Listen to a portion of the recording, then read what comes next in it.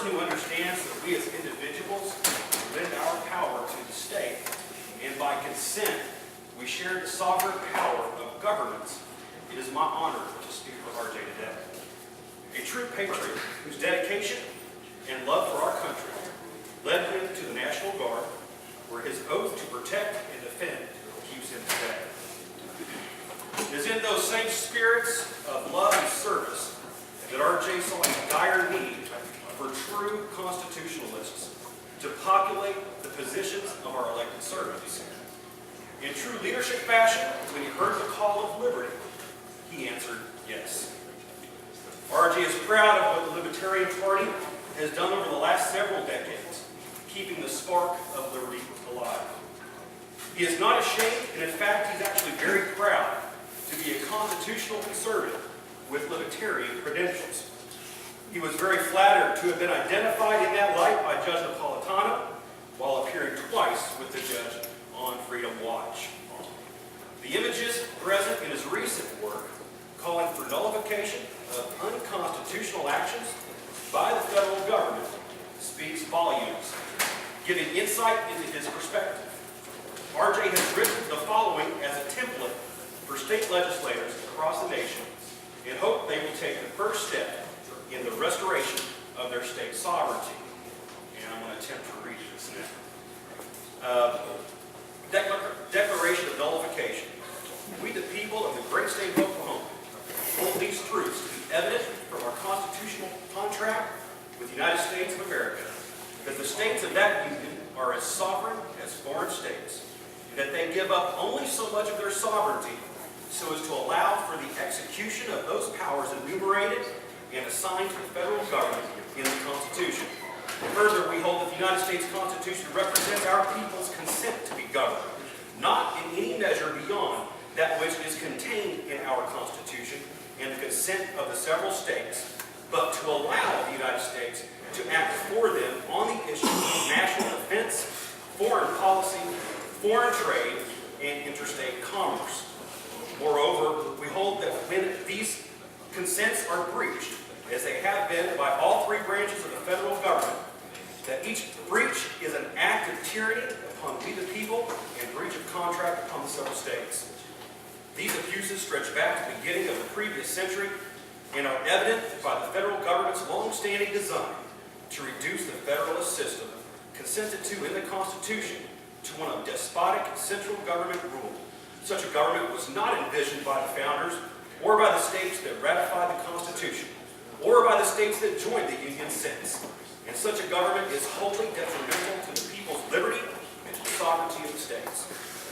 To prove these assertions of the federal government's intent towards despotism, let the following facts be submitted to a candid world. It has often refused to allow the states to govern themselves as necessary for the local public good. It has passed legislation designed specifically to bribe, blackmail, and coerce the states into compliance with its unfounded mandates. It has refused to pass legislation to provide for the common defense along the borders of the Republic, while forbidding the border state governors from defending their states from a flood of illegal immigration. And it has required those states to bear a disproportionate burden of the financial expenses which inevitably accompany the migration of an entire population. It has refused to pass reasonable and proportionate immigration legislation to accommodate both those wishing to migrate to the United States and the states that need that productive immigration to sustain their population. It has called for legislation to be debated and voted upon during inconvenient times so as to require the perpetual stationing of the state's representatives to the national capital and to limit the public's awareness of its activities. It has obstructed the administration of justice by allowing its judiciary to grant itself the extra constitutional power to judiciously construct that which was clearly and unequivocally left to the states under the 10th Amendment to the Constitution.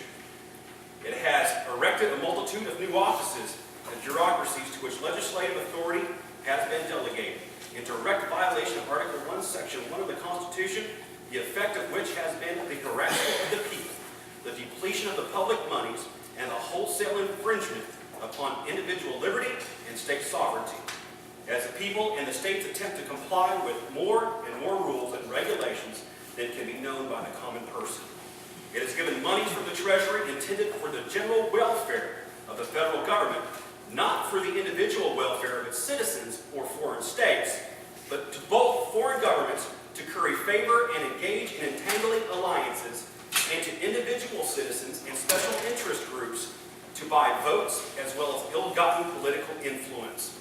It is kept at our expense and to the detriment of full provision of our own National Guard in times when war was not declared, standing armies, and delegated to the executive the power to declare war.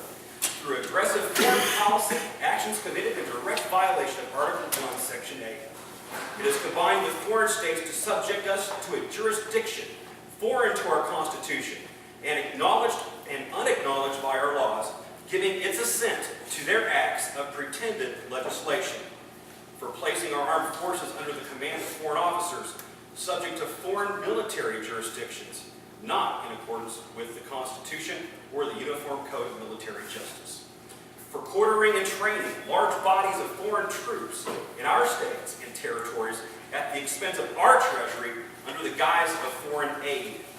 For granting law enforcement jurisdiction to foreign police for the purposes of arrest and detention of our citizens, thereby making the people subject to the judicial powers of foreign states and entities rather than of their own states and of their own constitutions and the Constitution of the United States. For cutting off our trade under its sole discretion to all parts of the world.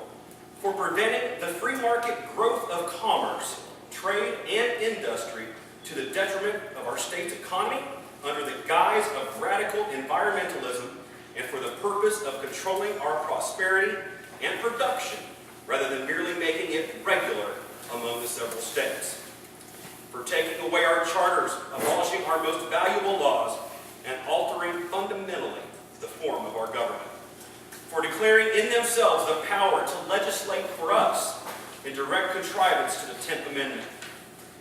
It has waged de facto war upon our prosperity and that of our posterity by levying direct taxation upon the labor of our citizens and empowering its bureaucracies to harass and imprison those unwilling to comply with the legalized theft levied against them or to incriminate themselves in direct violation of the 5th Amendment.